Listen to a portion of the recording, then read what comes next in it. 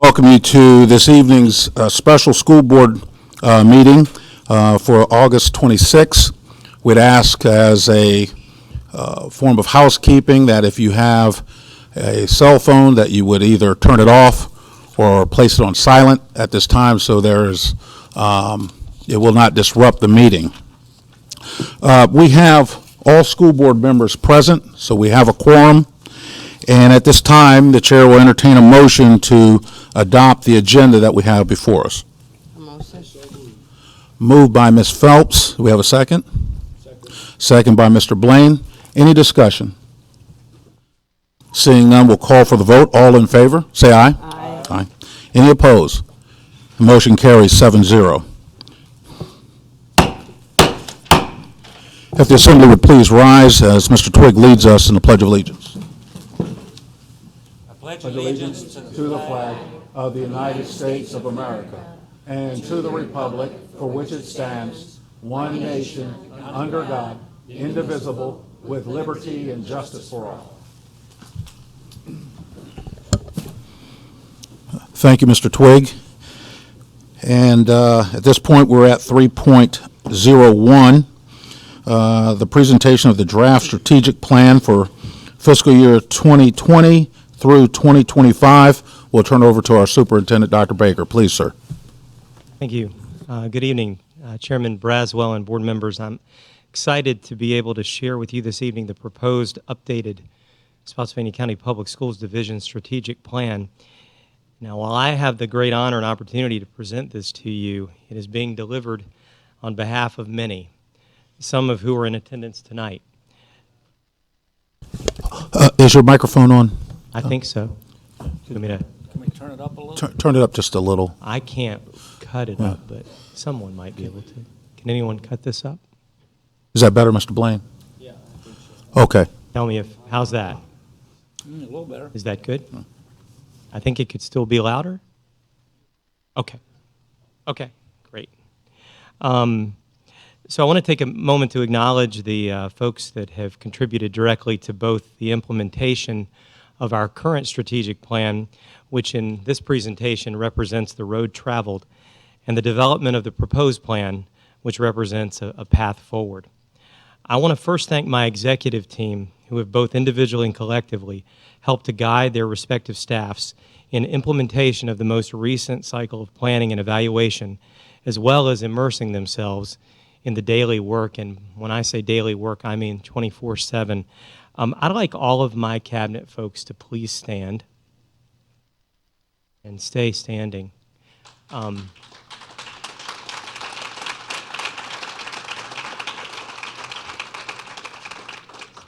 Carol Flanard, our Assistant Superintendent of Instruction, Keith Wolf, Executive Director of Secondary Education and Leadership, Tedra Richardson, Executive Director of Student Support Services, Michelle Colbert, Executive Director of Human Resources, Don Upperco, Executive Director of Operations, not here tonight, but has been a big part of the implementation process and development, LaShawn Gaines, Chief Financial Officer, and then your board clerk, Dr. Dennis Martin. So thank you all. And where is she? Renee Daniels, who's the one who's gotten me all fixed up tonight. So our Director of Communications and Community Engagement. So thank you all. I also want to thank our school leaders representing our 31 sites. We have exceptional, hardworking, student-centered principals and administrative teams. I am proud of the caliber of leadership that we continue to cultivate and nurture in our school system. I'd like all of our principals and building leaders to please stand and be acknowledged.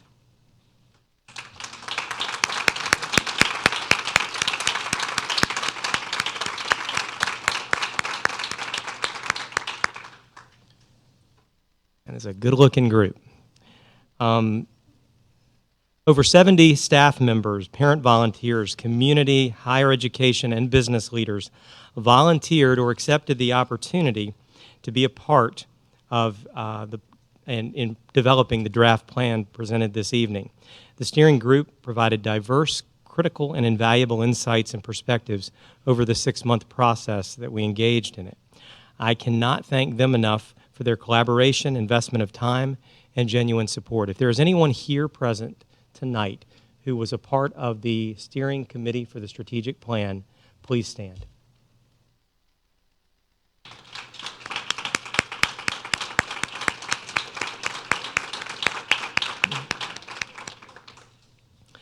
I also want to thank all of my advisory teams, teacher, student, and parent, who provided individual and group feedback in identifying strengths as well as challenges and areas of improvement for consideration in evaluating our current efforts as well as informing our future direction.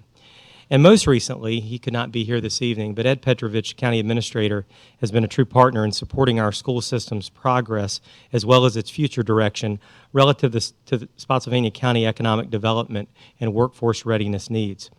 Finally, I want to thank you, the school board, for being willing to remain focused as a body on alignment of policy, budget, and overall governance with the division's strategic planning efforts.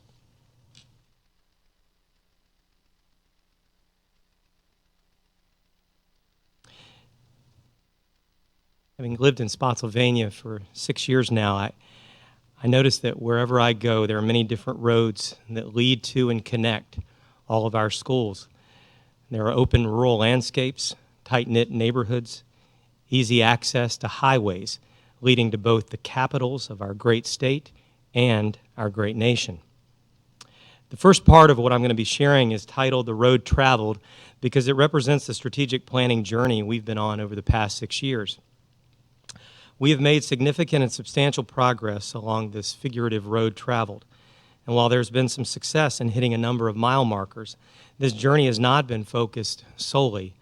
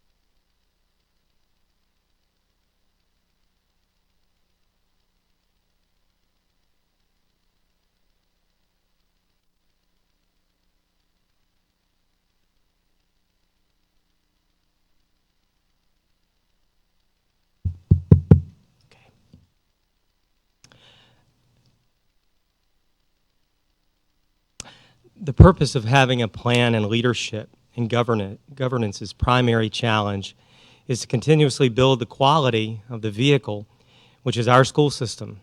Each of you have in front of you a hard copy of a developing comprehensive summary document, some of which was used by the steering committee for consideration. It continues to be updated and expanded as additional data and achievements are revealed. Now, the summary of our strategic planning process to date cannot come even close to fully articulating the road traveled, as that would take hours. Instead, I'm going to be providing a concise summary to show how the focus and implementation of system planning has positioned this organization well for the transition into the next planning cycle.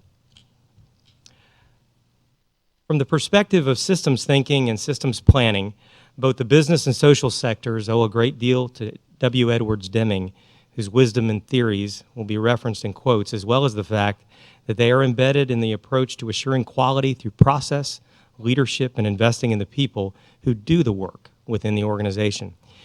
When I began as superintendent here, the most important first steps were to listen to people and stakeholders at all levels regarding perceptions of the strengths and challenges of the school division, and then to ensure that the organization had more than a token planning document and work with staff to facilitate a process that would give the system clear focus, vision, and direction by which it would operate.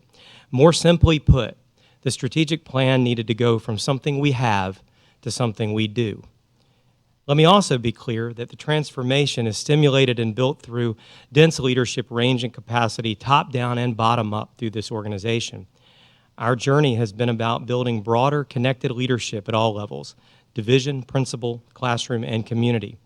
The more systemic our mindset and practices become, the more likely we are to have sustainability in the future. I've reinforced on a routine basis to our division, building, and board leaders that our focus cannot be solely on us, but must be focused beyond us. One day, all of us will have either left the direct services of the school system or have changed roles. It's most important that sustainability of quality is strong for those who will one day move into the roles we now inhabit. Frankly or crudely, I want it to be seamless for someone later on to move into the system and take it to new heights, and at the same time, make it very difficult for someone to mess up. One of Stephen Covey's 7 habits of effective people and organizations is to put first things first. First terrain we navigated on this road involved connecting the people and the work. We're on that one. There we go.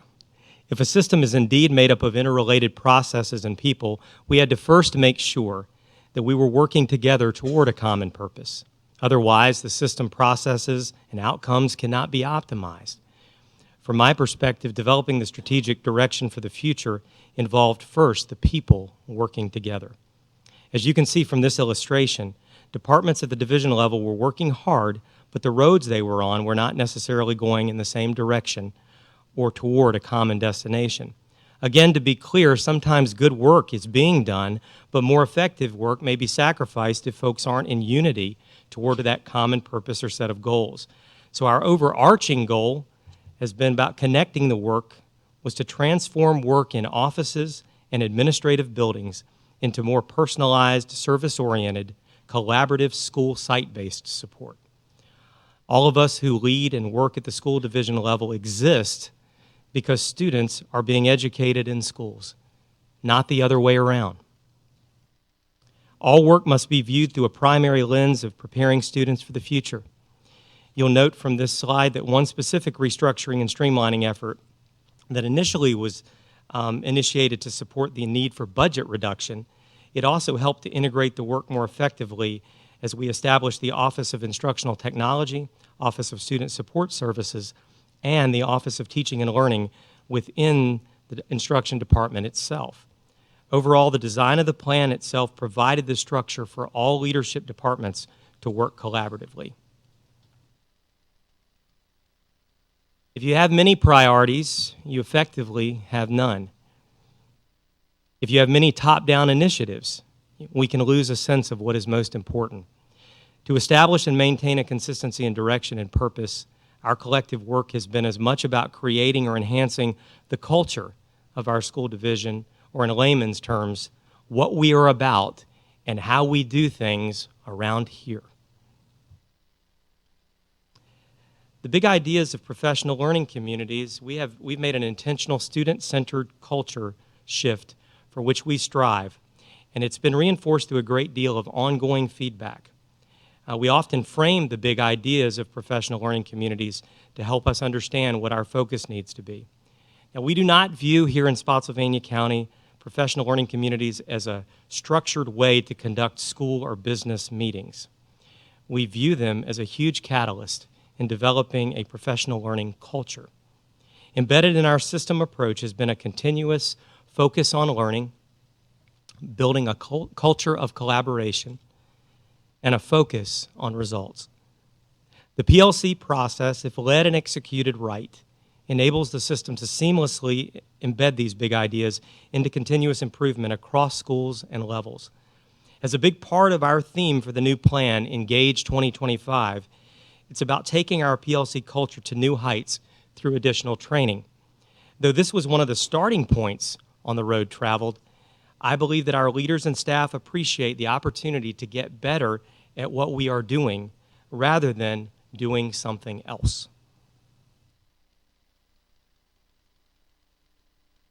We should work on our processes, not the outcome of our processes. which means that we should be as proactive as possible in our planning to see ahead of the road, not wait until we've already come to an obstacle in the road. Once our current plan was adopted, the process of implementation was intentional. Alignment in school and department goals to division goals was not just cosmetic or symbolic, it was to build a systemic proactive process. A big reason we have been able to make and sustain incremental improvements has been the result of knowing where we needed to improve and working strategically to get there. It's also as important to know why some results improve as it is to know why some things did not. Accidental success or victories, while nice on occasion, should always drive us to understand how or why in order to replicate the strategy or conditions in the future. So over these next two slides, I'm going to highlight just a few results or achievements we've realized through our current strategic planning process. As you can see, we have been able to achieve, most recently, the highest on-time graduation rate ever here in Spotsylvania. And by going over 93%, we are well above any other previous year's efforts. We also achieved this year, the lowest dropout rate ever achieved. It was made clear to me recently that some of that data has been misportrayed on social media, so I will let you know this is a 9 through 12 dropout rate cohort. This is not including grades 7 through 12, which might be found on the Department of Education. We have also been able to sustain growth in pass rates for math according to federal guidelines from 73% up to 82%, and the one that just went on there before that, at the elementary level, which is the critical level, in beginning to close literacy gaps, we've been able to maintain a 7% increase from when we started our strategic planning efforts. The draft document that you have in front of you, School Board, provides a lot more detail and is still being developed and updated. These results and achievements are largely due to teamwork of high-quality teachers, principals, division leaders, parents, students, and community partners. It's also important to note, and I just want to take a minute, what I'm sharing right now for you in a public session is barely scratching the surface of all that has been accomplished to date over the last 6 years. However, I want to take a moment to acknowledge that the board's role in governance, and particularly in approving, recommending, and adopting budgets that allocate funds in alignment with and toward the efforts most critical in implementing our plan. At a time where inaccurate, false, and misinformation is abundant through social media, and other sources, it's important to share that the approximate increase in teacher and support staff pay over the last 6 years is about 18%, or about 3% on average.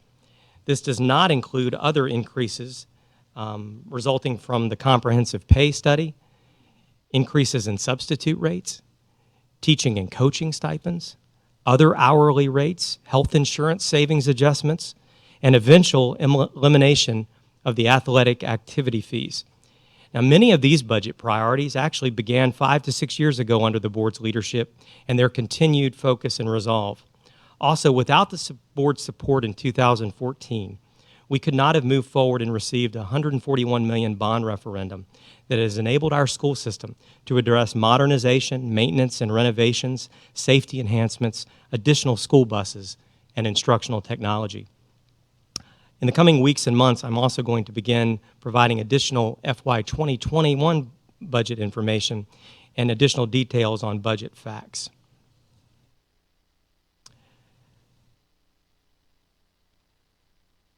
I'm sorry, I didn't go to the next slide. This next slide shows some of the other, not necessarily achievement due to test scores, but you see that, and you have in front of you the document that shows back in 2014, we were at 66% of all of our schools being fully accredited. Over the last 2 years, we have reached and sustained 100% full accreditation, despite having increases, substantial increases, in challenged populations, from students with special needs to students in poverty, and to also students who speak English as a second language. We have also had, for the first time in our history, a National Blue Ribbon School at Chancellor Elementary School. And I think that it's indicative not only of that school's quality and community support, but I think it represents the quality that we have distributed across the entire county. I believe over the last 6 years, every one of our high schools has been designated at one point as a Blue Ribbon School of Music, and we've had several of our middle schools also receive that designation. And we've been named National School Best Communities of Music Education for 3 straight years. We've also had financial literacy certification program, the WISE Blue Star School designation for 3 years in a row. And we've also had numerous state champions in multiple individual and team sports throughout the last 6 years.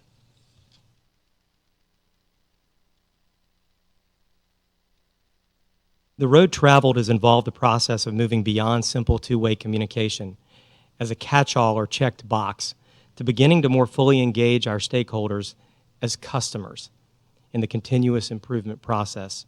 Ideally, those we serve should take great pride in the quality of services provided to them.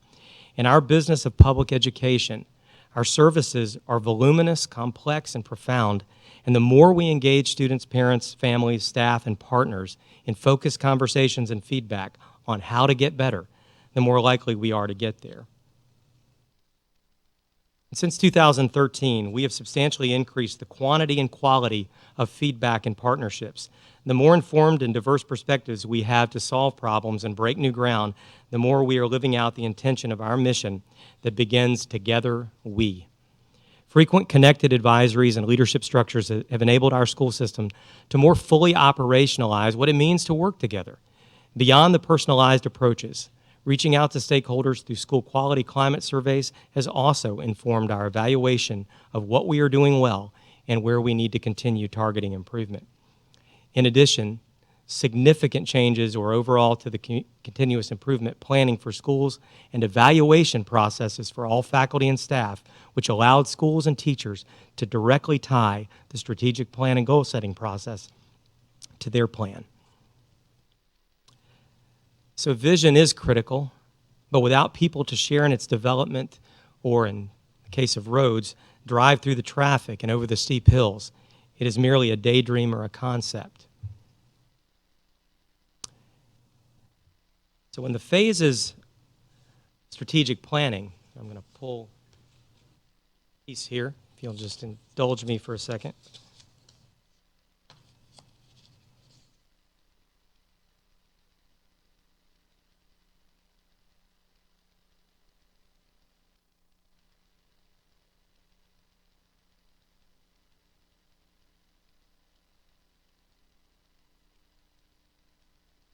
It seems to have disappeared.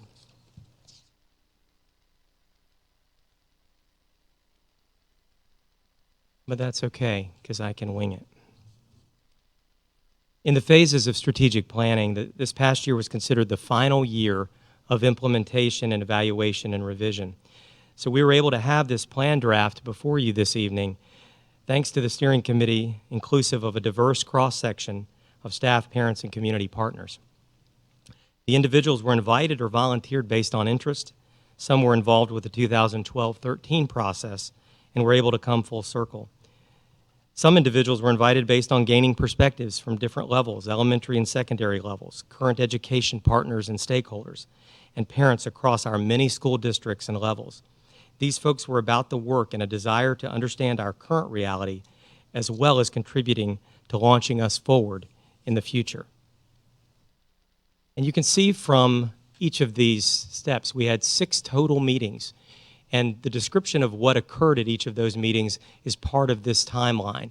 And what I want to say, again, I had a small group that worked with me to help facilitate this process. And every single meeting that we had was extremely active with ideas and contributions. And though not every member of the steering committee could attend every single meeting, it was very clear over that time period that folks were fully engaged and excited about something they were going to be a part of. And so again, I want to thank them for their incredible work. I also want to thank, we had another working group that worked as a writing committee. And they met intermittently within some of those 6 committee meetings. And I want to thank them for helping us to get this initial drafts that we could tweak and bring to you today. The initial title or branding for the new SCPS strategic plan is Engage 2025, Innovative Pathways for the Future. We have traveled miles of road, but now we're ready to take the path forward. The next few slides outlining the plan not only focus on the question alluded to in this quote of why, but also what and how. But in order for people to truly get behind what they are doing, they need to know why they're doing it.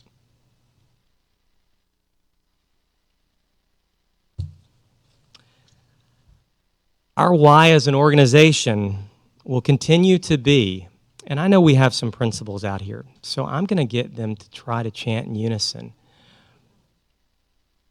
And Carol just took it off. So I'm going to start us off.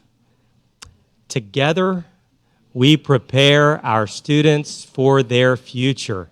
Wow, they nailed it. So throughout the committee's deliberations, the overwhelming consensus was to carry forward our current mission so we as a school division could focus on the we and the together and making sure it is committed to memory.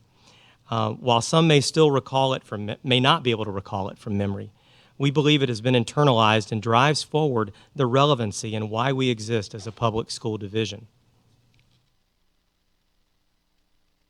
Our vision, which represents what we desire our future reality to look like, is we inspire and empower each student to develop essential skills and access multiple pathways in pursuit of their dreams.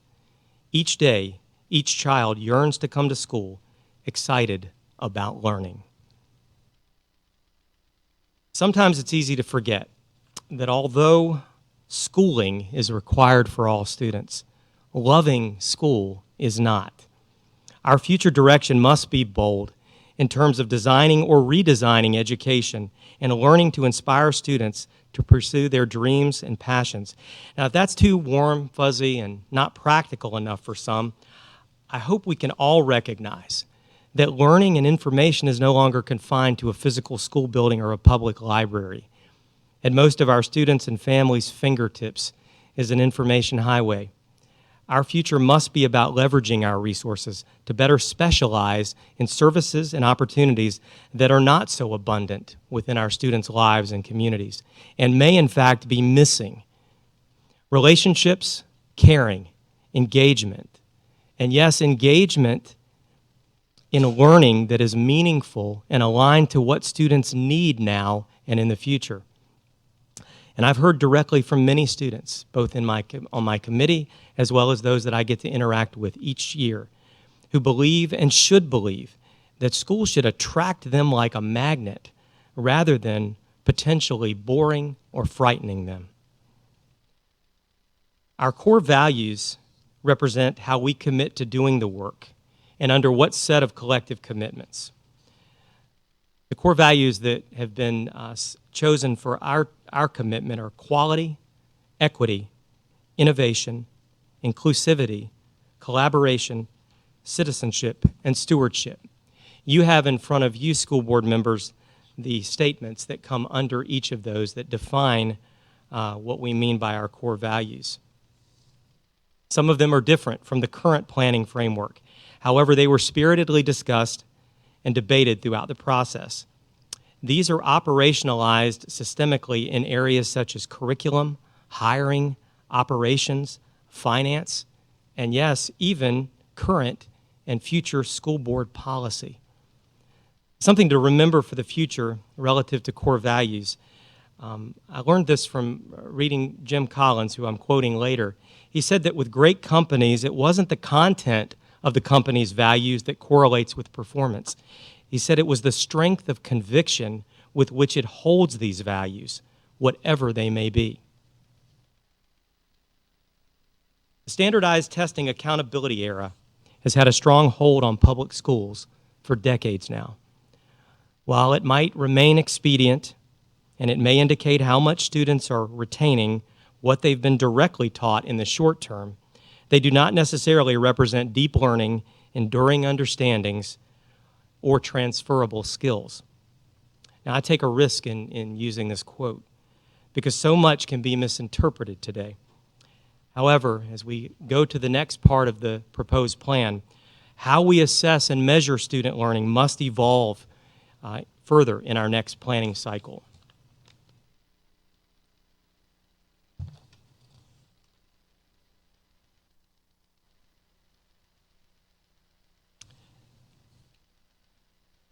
And that assessment will be based on the proposed goals for the board's consideration. As you can see from our first goal, the category is student learning. Engage all students in authentic real-world learning experiences to become career, college, and life ready. So what are some of those authentic real-world learning experiences in preparation for students to be career, college, and life ready? We have to remain focused on literacy at all levels, but particularly at the early levels. Students must obtain those basic skills in literacy to be able to move forward. All students will demonstrate measurable growth in numeracy and content areas, that we need to tie all of those areas into those real-world learning experiences. We need to engage all students in academic and work-based learning opportunities that align with occupational trends.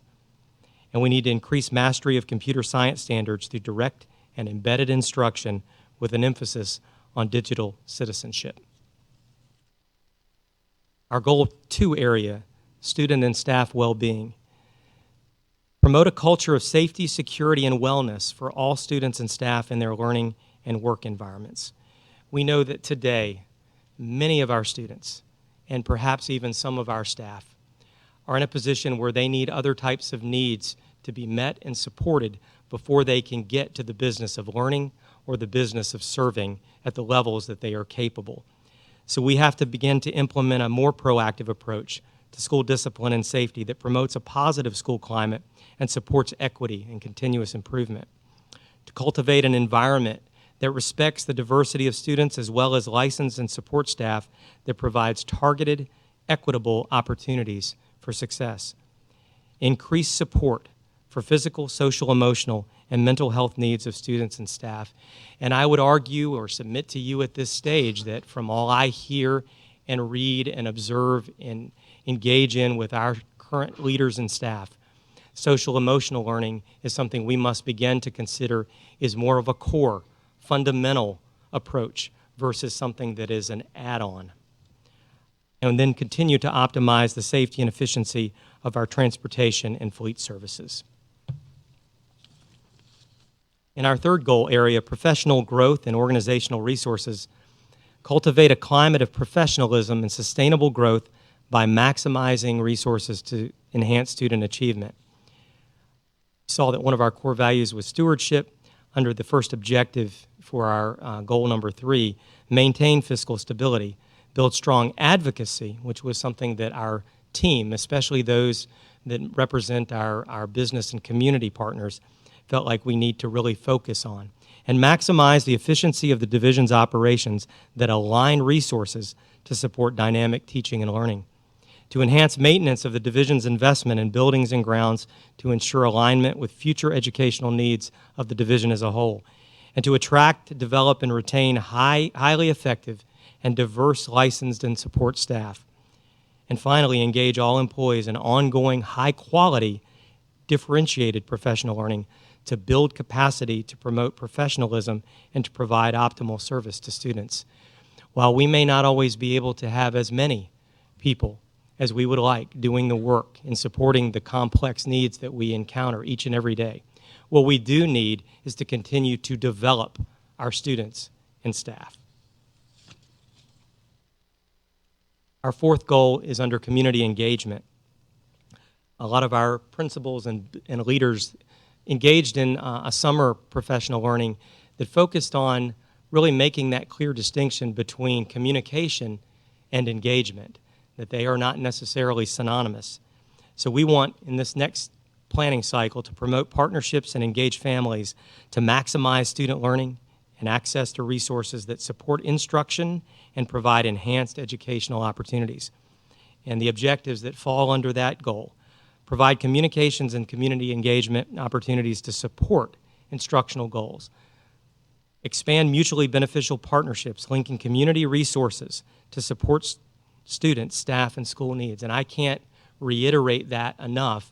And again, in the document that you have that we continue to develop, you will see how our community partners have continued to step up and give us additional support.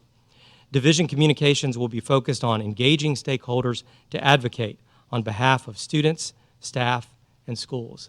I have had it recommended to me, and I had from Parent Advisory and many others, that many of our community businesses, our stakeholders, would like a more in-depth opportunity to engage with our organization. So we may be developing strategies to enable them to do that.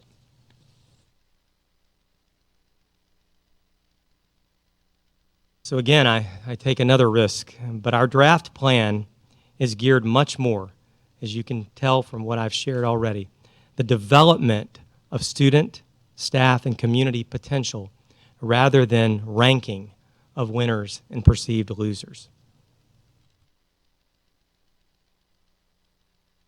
So if you'll just indulge me for a few moments and then I'll be concluding, but before I get into some of the specifics on this particular slide, you will note that the plan you and our community will consider is the executive summary or framework. Strategies, in many cases, are already in motion, or those strategies will be developed as part of the implementation process. However, I want to highlight one particular broad strategy area you are all familiar with.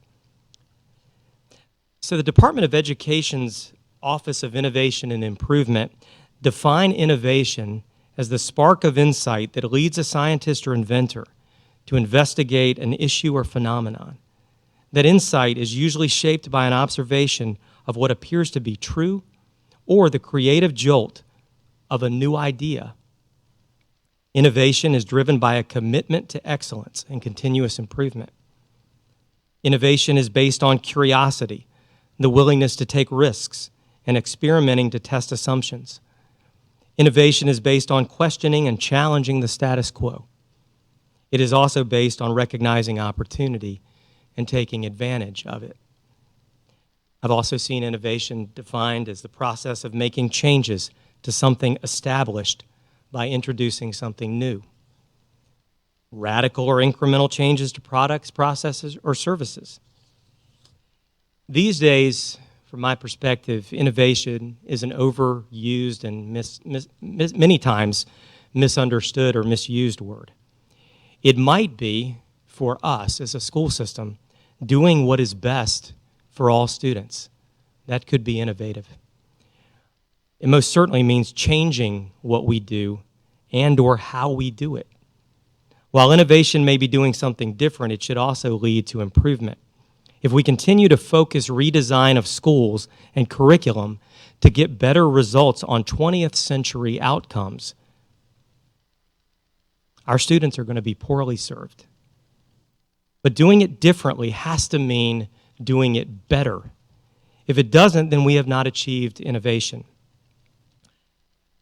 We must capture the imagination of our students. And as our vision guides us, that I just shared, we must strive for every day, every child, every year to be excited about what they are learning. That at the end of the day, my vision is that students at all levels are feeling a healthy, good kind of tired and fatigue. And our teachers, on the other hand, are feeling excited and energetic about the next day because they haven't been teaching so hard with so little sense of light bulbs going off, but instead are engaged in facilitating learning experiences, often in collaboration with their colleagues, that involve students being highly engaged, hands-on, knowing why they are learning what they are learning. Both the different and the better should be significant and substantial for our school system in the future. I also want to remind the board or share with the board that we have been partnering and will continue to part with Germanity Community College, the University of Mary Washington, our Chamber of Commerce, who are helping us in planning the Discover Your Future event, business and community leaders. We're going to continue to work with all of them to build innovative course pathways and education pipelines based on future workforce needs, student interests, and economic realities relative to the cost of higher education. There are a number of ways we have innovated already at a division level: expansion of online learning, instructional technology expansion and integration, expansion of relevant course pathways at the secondary level, new instructional calendar, and yes, when we move forward, it is an innovative thing for a school division our size to operate as one Spotsy. Education is the foundation of our current and future economy. Previously, we have introduced the mere concept of what I'm about to share to several stakeholder groups under the frame of specialty centers. We also included it in our presentations to the Strategic Planning Steering Committee. There's been overall excitement regarding the possibilities behind this concept. Understanding that there has been some concern and questions attached to what is becoming more and more an innovation trend in developing pathways that are more aligned with current and future workforce trends, I will still reiterate that the exploration and support for this concept as an ongoing strategy for increasing equity and relevance in education cannot move forward substantially without school board support. So as we potentially move forward, any increased costs that require an investment beyond current levels or use of discretionary funding will be provided for your consideration. I'm also hopeful that through our partnerships, we may be able to mitigate or achieve other funding support outside of state and local recurring funds. So this slide reiterates what the future could look like as we engage our students in 21st century learning that propels them toward their future. Things such as advanced college, which would allow our students to complete their first year of college while in high school or potentially completing an associate's degree, as some who are in our Gladys Todd program already do, while graduating from high school. Our CGS and IB and dual enrollment programs already provide opportunities for students to participate in advanced coursework, critical thinking, and in some cases, global thinking, to further their experiences in providing a foundation for college educational programs. And I am also making it my own goal to see more and more of our students demographically begin to engage in the best opportunities suited to them. Future Educators Academy. There is one industry that in our particular field we have some degree of influence over, building and supporting, and that is the teacher education industry. And I'm excited to say that we've already had a great start in our partnership to the Future Educators Academy. But we want to continue to build a future pipeline of educators that will go through not only our program, but our community partners, and then come back to us, that we will get a return on what right now is not a substantial investment. We will get that return back well beyond what we have invested.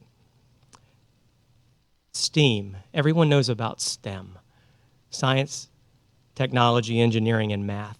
There's an A that is integrated into that, which is representing the visual and performing arts.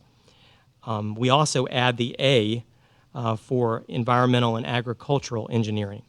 We want to make sure that these types of learning opportunities are not just electives, but are potential course concentrated pathways for our students in the future, so that they can come to school knowing this is what I might want to do, and I want to develop these skills.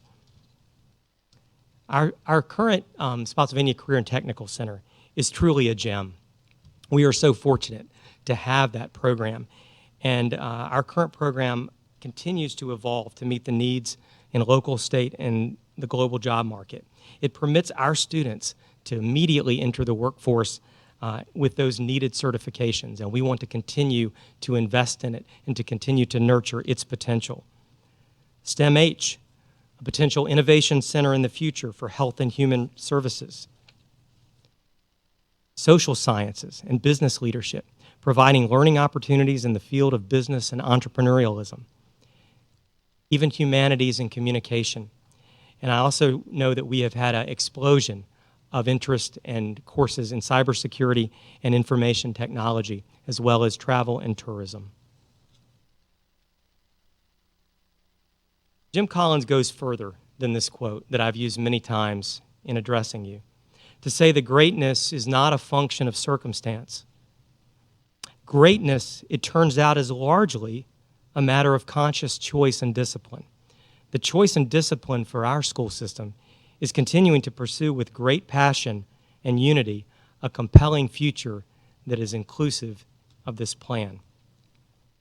Now, I know that everywhere there are critics to visionary thinking, that it just seems superfluous. What we need to be doing is just fixing our everyday problems, and that don't seem to be explicit in this particular planning framework. But what I have noticed is that those who are frequent critics cry out that any problem or error made in a school system of over 24,000 students, of over 3,000 staff, who are going over 460 square miles, who are serving millions of meals every year, that they do not view the overwhelming success of our school division as systemic. It cannot be both. A problem can't be systemic, but a success can't be either. It has to be one or the other. I want us to be certain that any success we have and any problems we have, we can address from a systemic perspective. And for us to achieve greatness and sustain it, I implore you to individually and as a corporate body, use your influence to support this direction. So I was an English major, so I use this quote, and I know it's primarily about an individual's existential choice and avoiding, basically avoiding doing what everyone else does. I would submit to you that the road not taken, or the road less traveled by, for most large, complex organizations and businesses, is to not adhere to a systemic mindset and a planning process. And I want to continue to encourage our school board and all of our staff. As I said earlier, there will be a day where we will not be in these roles. And it is our responsibility to ensure that this organization, our school system, for our community and future students, is primed for success beyond our tenures. So before taking any initial questions, I want to remind the board of the process moving forward.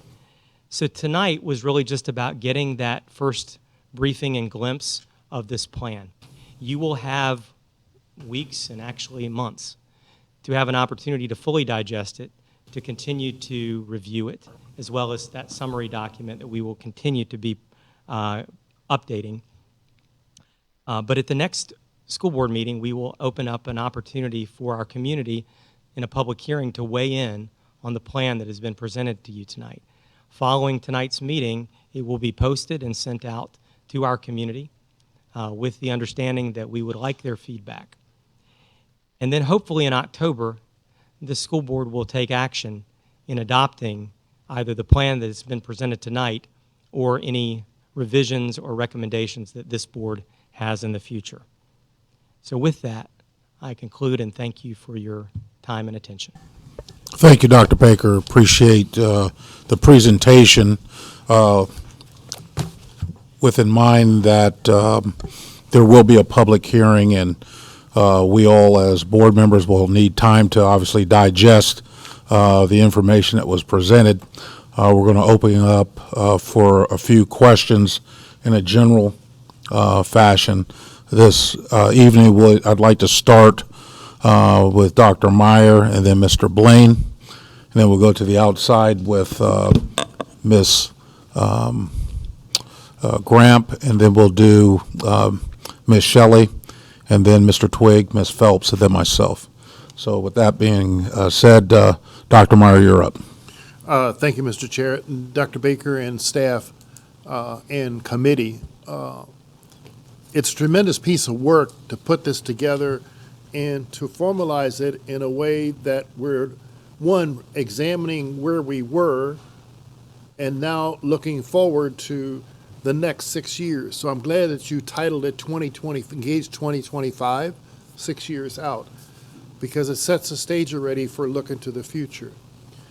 For us to stay focused on where we are and not look to the future, we are doing a disservice to our staff and to our students.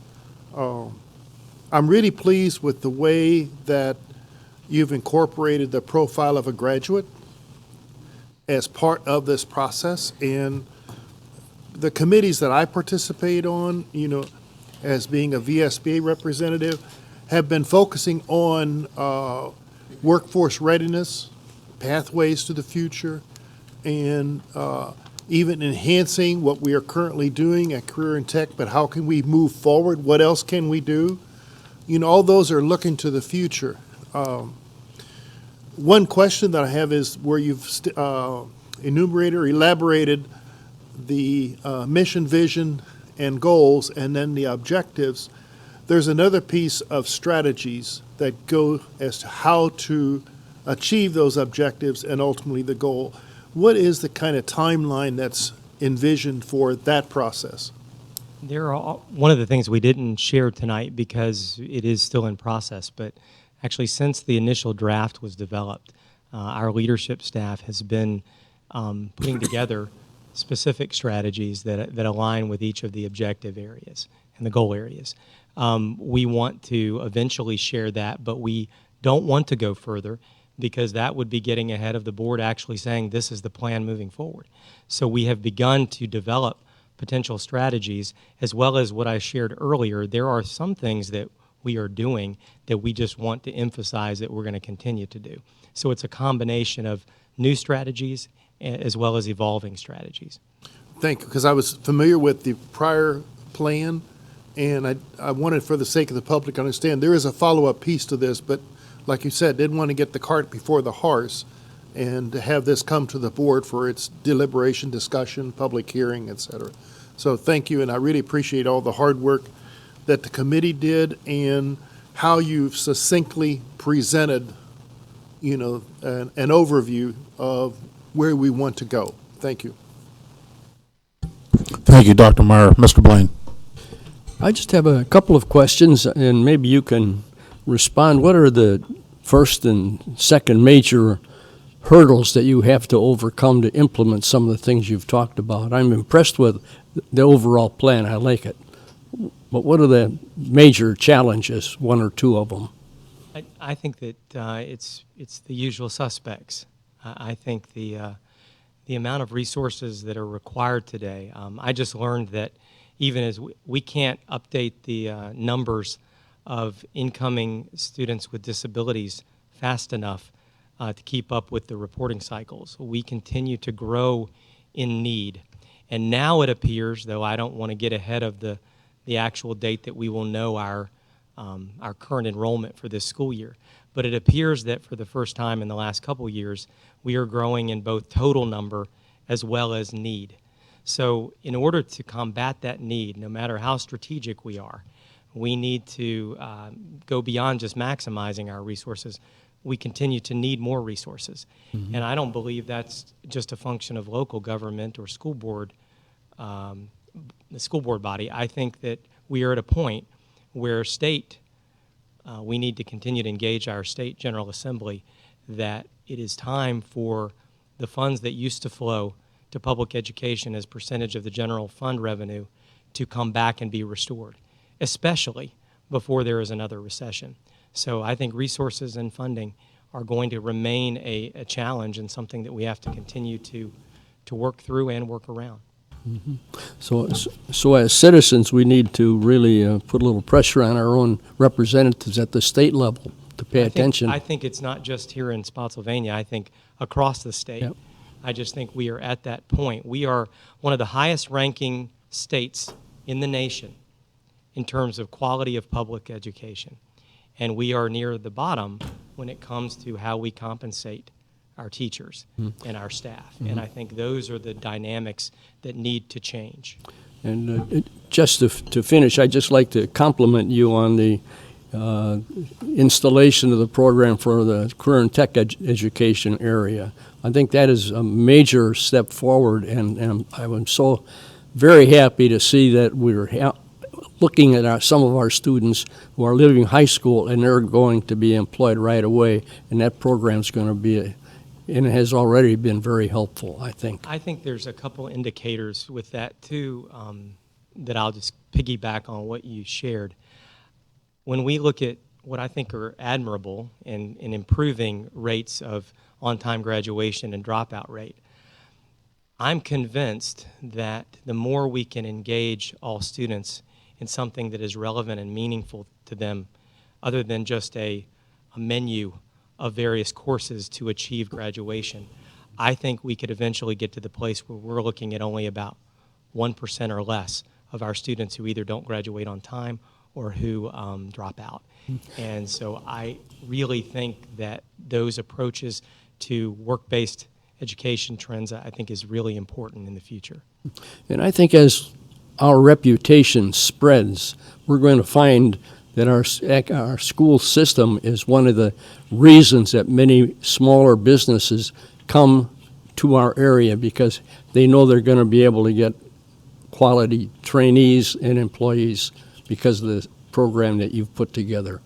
Well, I thank you for that, and I would go another step. I think it's also one of the reasons, again, I applaud our human resources team and our principals, but to be down as close to 100% of being fully staffed amidst this shortage also speaks to, I think, that folks want to come here to work, and we want to continue to, take advantage of that while it lasts. We want to make it continue. Thank you, Mr. Blaine. We'll have Ms. Gramp.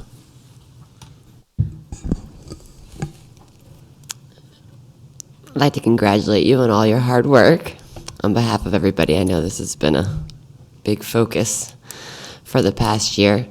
I am just happy to see that we are following along with the profile of the Virginia graduate and concentrating on pathways to careers and realizing finally, as a state and as a school system, that not every child is the same.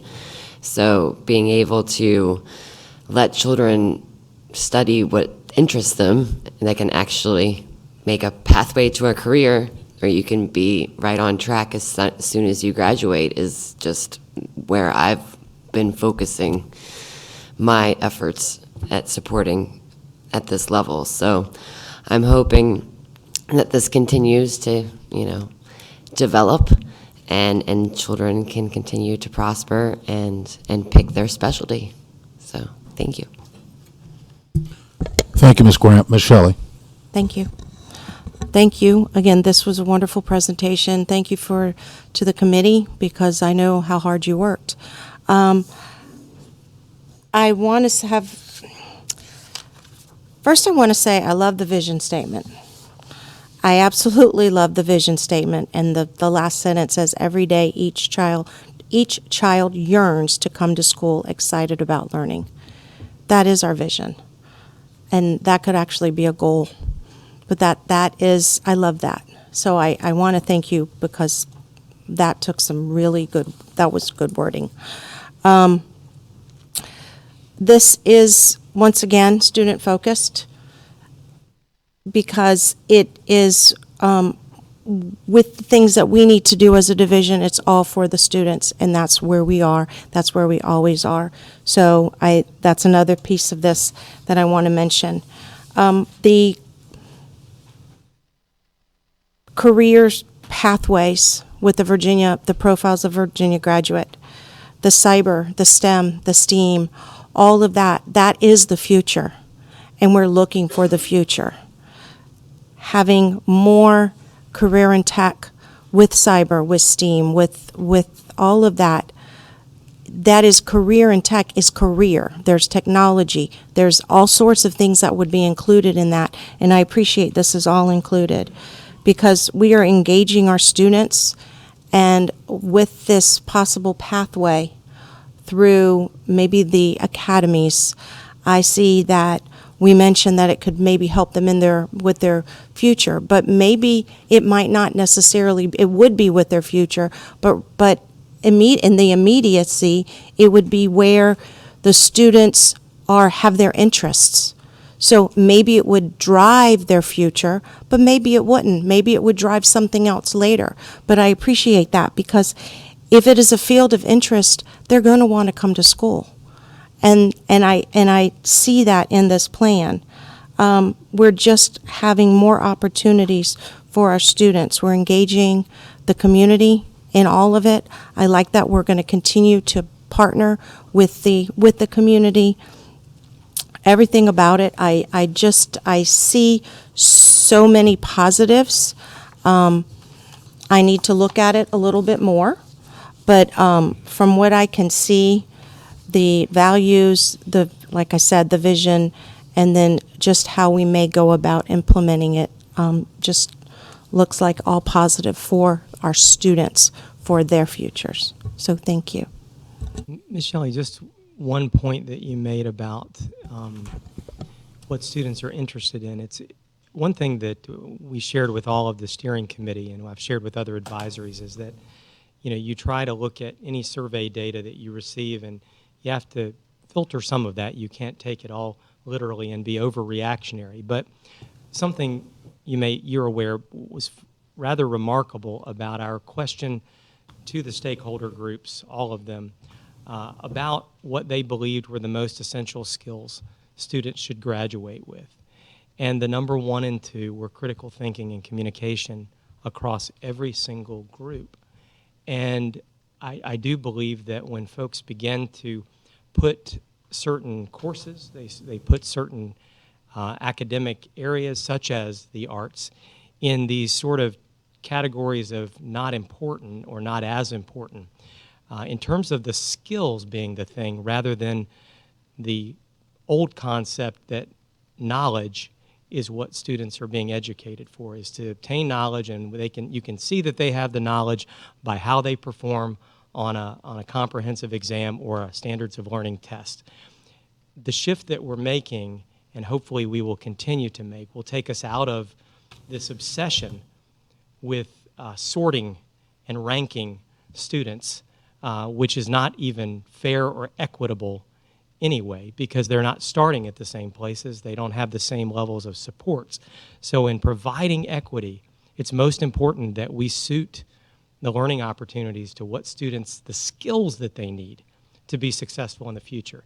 And having an arts background, I will continue to be a passionate advocate for the transformative power and impact, the more students that can engage in those types of opportunities, how it can help them in any area that they end up making a career out of.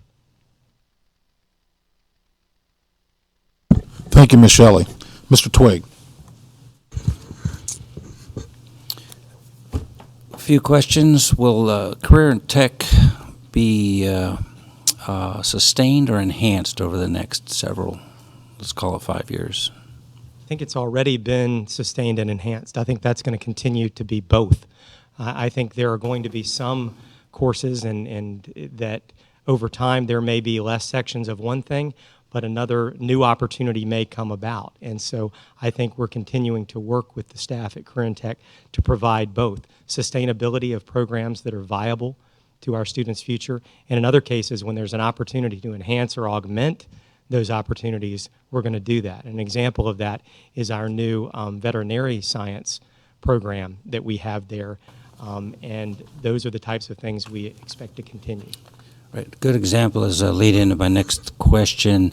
Are we talking about expansion of some of these programs to other schools, vet programs, bricklaying, nursing, what have you? Yeah, now that particular one, that's just an example I think you're giving. There are some that we're not right now considering moving out of the Career in Tech because we're continuing to use that as a center for the whole county. That's okay. But some of the additional pathways, the innovative pathways we're calling them, that I presented tonight, some of those, there's going to be one of two things. They're either going to have to be provided at every school. There's a cost to that. They're going to have to be, set or centered at one particular school, or in the future, as part of new the future and modernization and additional construction of buildings, especially if we begin and sustain a growth trend, we may want to consider an expansion or a new facility that would enable us to center more of those types of programs. But I think all of that will have to be weighed and evaluated by the board in the future. Thank you. That's good. Also, page 5, these slides should be numbered. Got a couple of statistics that are missing. Dropout rate, lowest ever achieved. You have 2019, 3.9%. To me, that's a good number. Can you, do you recall right now, and can you share with, or can you provide this information in the near future? Give us a baseline, 10 years ago, 4 years ago. It's in this other book right here.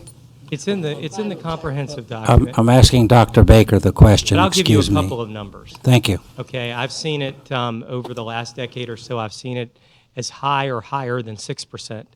And I've seen it, we had a couple of years where it ranged in the kind of the 4.5 or 4.6 Yeah, to 5. that's what I remember. And then most recently, and a lot of it was due to some of the changing needs of our population, it went up to 5.9, almost 6% again. So to be able to go from being at 5.9, almost 6, down to 3.9 in 1 year, and at the same time have the lowest that we can document at this point, is why we featured it tonight. Right, and beside that, graduation rate, highest ever achieved, 93, again, 10 years ago. Can you compare, please? All there in the packet. We also provided Well, it's not on this slide, and that's, right. Right. We also, so when we had the last board meeting, Mr. Twigg, when Ms. Flanard went over all of our preliminary data, there was a graphic that showed, I think going back to 2008, I think it was 2008, then 2012, then 2017, 18, 19. So I think we have those trends. We'll make sure that you see those. But it has been, I think in the initial stages, it was about 80%, and it is, continued to go up incrementally. right, and I've seen those numbers, and I am aware of them. I think this slide could have been a little more thorough, given its physical location. One last question, if I may. You made reference to 18%, or used an adjective there. I don't know if it's upwards of or what have you. Cumulative over the 6 years. Cumulative, 18, and that's over 6 years, you Over said, 6 right? years. Right, because over 4 was less, but, it's been continuing. And that's been good. Can you tell everybody what the present tense annual salary starting is and where we are today, please? Well, there's a lot of starting salaries, but I would say at the teacher, we are at over 42 now. 44 Yeah, is the number. 42. Yeah, we just bumped. Yeah, 44. And that's above the state average, if I'm not mistaken, nominally, 43 close. something, It's close, because everyone's been moving up too. but it's close, yeah. So, yeah, we're right around there, I think. Thank you for your time. All right, thank you, Mr. Twigg. Ms. Phelps. Thank you for this presentation. I appreciate it. A couple things that stuck out to me that I really, as far as the vision, like Michelle had stated, the vision for me when you were sharing, I attributed it to the occupational trends for the vision, and that was one thing that really stuck out, and I really I appreciate that being in there. So, because not all children are the same and learn the same. So, that was really, I really enjoyed that being spoken about. And also, I really appreciate that it's not a top-down initiative. And so I'm going to go through this and look at it line by line. And I'm sure I'll have more questions. And I guess my constituents will have questions. And we can go from there. Thank you. Thank you. Thank you, Ms. Phelps. I just have a few comments. Our president for Germanna Community College just stepped out, but I want the viewing audience and those that are in the room to know that this particular board member is appreciative of the fact that we've engaged other stakeholders in the success of our students. We no longer can plan quality education for our students in a vacuum. And so that we received assistance for the resources of the Germanna Community College speaks highly of your planning in terms of coming up with a strategic plan that's going to be a benefit to our students, not only in the short term, but also in the mid and long term. So I appreciate that type of planning and that type of foresight, and it speaks volume of the president of the community college to understand that Spotsylvania County has valuable resources for them as well. And so I think that's a very bright spot in our planning, in our strategic planning. And then I've heard Mr. Twigg mention and also Mr. Blaine mention in great detail about the career in tech. We can't do high school the way we used to. We have to make sure that we have the ability to address careers and pathways that are not even haven't even been developed yet, and part of that's going to involve, in my opinion, substantial resources being earmarked for a career and tech center that meets the needs of our students in the next 5-10 years, and so as far as I'm concerned, as we get into the nuts and bolts of this strategic plan, I'd like to see how that's integrated as well. But I thought the presentation was very informative. I'm excited about the fact that we are forward-thinking, and the notion that we can keep doing the same old thing expecting a different result. That is clearly a definition of being crazy, and I don't want us to be engaged in craziness as we educate the best and brightest. So with that, did you have a comment, Dr. Meyer? I just want to make a comment that as this document, this plan has unfolded, we can see that it's a living instructional plan. It's not something that's created and put on a shelf. It's been activated so that it is a continuous, ongoing, and changing kind of a plan. And that was my reason for the question on the strategies, because that makes it ongoing.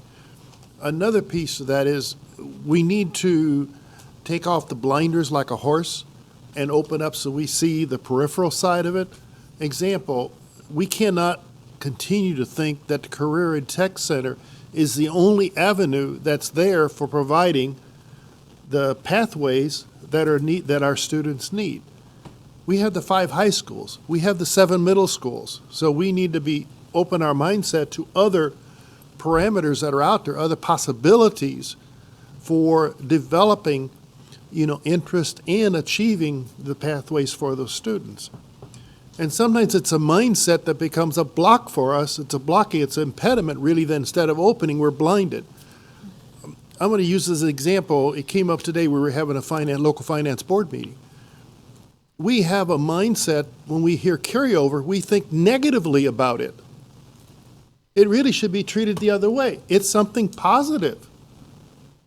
In other words, it should become a budget tool so that we can utilize those funds instead of thinking of it negatively, whereas someone, you have so much, and then they think you should have done better, you should have done, when it's really capitalizing its usage and taking better advantage of those resources so that we're not being, quote, penalized. We should be praised that we've done that, but make it a budget tool. It's all a mindset as how we think of it, as then how we can utilize it.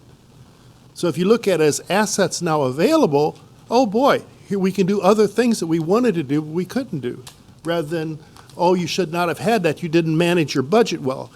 That's a negative perception of it. So there's mindsets that we have to these things, And we need to open up our minds to how can we develop, what we need to develop for our students so that every student has a pathway and a career readiness path. It should be open for all. And so it shouldn't be just what's at Career Tech, it's all students. Thank you. Thank you, Mr. Chair. And Dr. Meyer, since you started round two, I'll afford everyone an opportunity to respond. Thank you. Ms. Graham, go ahead. I'm not responding. I just had a question 2 times ago. This booklet is going to be what's online to be shared with the public. What are they going to see that they get to comment on at the public They're comment? going to see this document. That is Okay. this is the planning document that is really for your eventual approval or adoption. Okay. And it's very similar to the plan that we have now in terms of its structure. Now, the reason that the other one is not, this is primarily being provided to you as a board because, as I said at the beginning, and I'll restate it because I don't know if I was clear, it would take, and you have the document in front of you, to provide all of the detail about just what we've compiled thus far would take hours. And so we wanted to provide more of a concise overview, but there is a lot for the board to be very proud of in terms of the volume of work that has been done and the accomplishments throughout this strategic planning cycle. And so it was provided to you to provide additional substance to what I was sharing this evening. Right, I was just pointing out that this one, the 40-page document here has all the trend data from all the questions that were answered earlier. Now, it may eventually, And goes into very deep detail on the pathways, so I thought that was very interesting. become, and it probably parts of it are already out there in different fragments, if you will, for public viewing, but this may eventually evolve, this document, into more of kind of a state of the school system or an annual report for the strategic plan. We just aren't at the place now where we have finished it. But once it's finished, I would have no problem at all putting it out for the public. It's very informative and very thorough, so. Thank you, Ms. Graham. Did any of my other colleagues have another? Ms. Phelps? So it looks like, will this, the strategic plan overview, that will be on the website? We are not putting that up yet. That is not the new plan. What that was intended to be was a compilation of what had been achieved, and it was something that we had shared in an initial stage with the steering committee as they were evaluating how we had done during this planning cycle. As I just said to Ms. Gramp, I don't have a problem if we eventually put it out for folks to view, but what they would be viewing is not the plan for the future. They would be viewing a lot of data on the achievements and the accomplishments and challenges associated with the cycle that we've just completed. So once that's finished, we can certainly put it out there for folks to view, but the plan that public is going to weigh in on or to review is this one. So the last strategic plan, that one is up on the website. Yeah, I've looked through that. So is there a comparison that you're going to provide to us from that actual strategic plan to this current one? I think what you'll see is what I've shared in the presentation, that we've maintained the same overall mission statement. We did vary the vision statement based on where we are.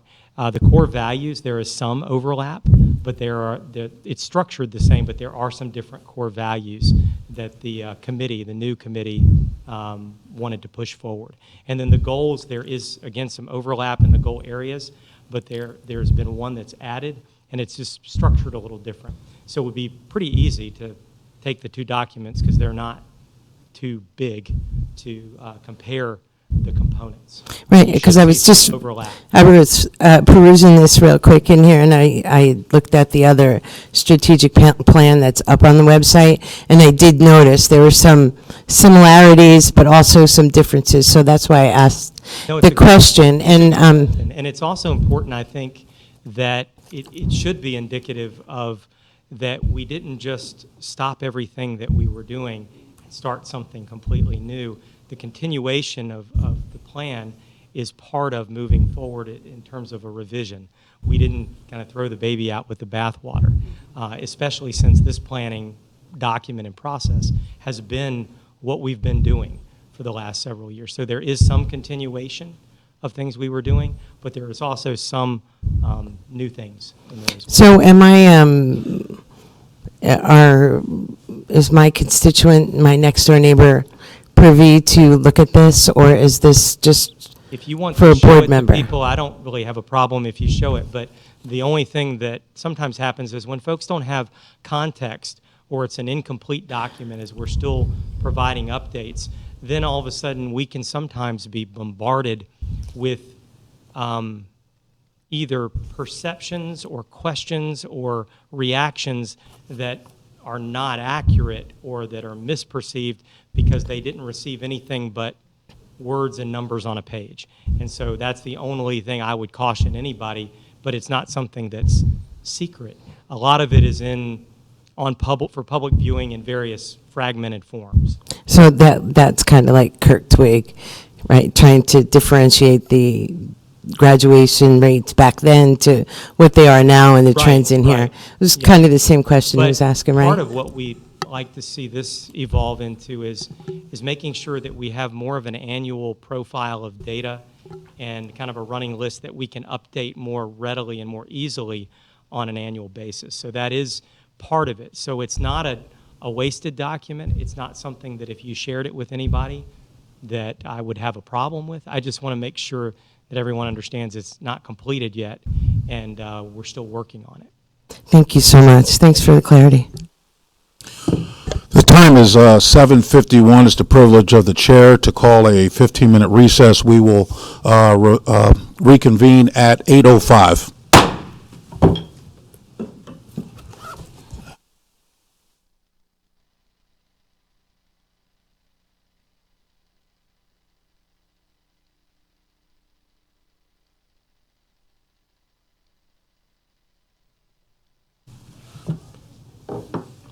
We're back in open session, and we're going to move on to item 4. That it be resolved that the board conduct a closed meeting for the following purposes: consideration of candidates for employment, assignment, promotion, demotion, and the discipline of employees or resignation of employees who have a contractual commitment to the board as permitted by 2.2-3711A1 of the Code of Virginia, consideration of student disciplinary appeals as permitted by Section 2.2-3711A2 of the Code of Virginia. We have a motion. So moved, Mr. Chair. Moved by Dr. Myers. Is there a second? Second by Ms. Shelley. Properly moved and seconded. All in favor, say aye. Aye. Any opposed? Hearing none, we are now in closed session with a vote of 7-0. Second by Mr. Twig. Properly moved and seconded. We'll call for the vote. All in favor, say aye. Aye. Any opposed? Hearing none, the motion carries 7-0. We are now in open session. Certification of closed meeting. Whereas the Spotsylvania County School Board has convened a closed meeting on this date pursuant to an affirmative recorded vote and in accordance with the provisions of the Virginia Freedom of Information Act, and whereas Section 2.2-3711 of the Code of Virginia requires a certification by this school board that such a closed meeting was conducted in conformity with Virginia law.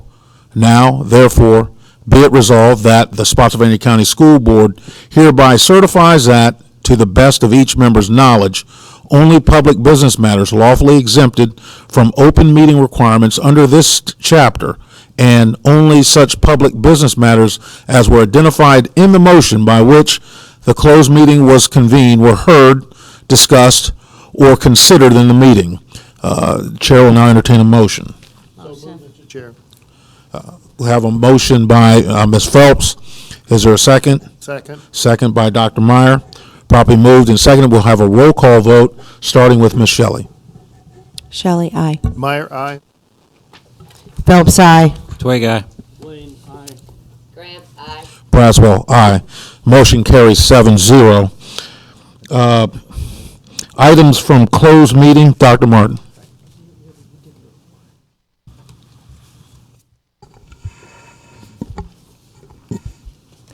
Mr. Chairman, there are two motions out of closed session. First motion is that the school board accepts the recommendation of the superintendent for personnel appointments, assignments, and resignations as presented and discussed in closed meeting and permitted by Section 2.2-3711A1 of the Code of Virginia. Thank you. We have a motion. So moved, Mr. Chairman. Moved by Dr. Meyer, seconded by Ms. Shelley. Any discussion? All in favor, say aye. Aye. Any opposed? Hearing none, the motion carries 7-0. And continue, Dr. Martin.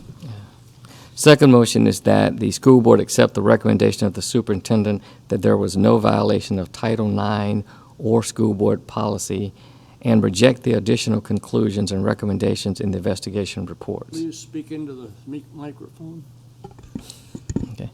That the school board accept the recommendation of the superintendent that there was no violation of Title IX or school board policy and reject the additional conclusions and recommendations in the investigation reports. Thank you, Dr. Martin. Do we have a motion? Motion by Ms. Second. Phelps, Second. second by Mr. Twigg. Any discussion? We'll call for the vote. All in favor, say aye. Aye. Any opposed? Hearing none. We're now at 7.01, adjournment. Moved by Ms. Phelps, seconded by Ms. Cramp. As all in favor, say aye. Aye. We are now adjourned.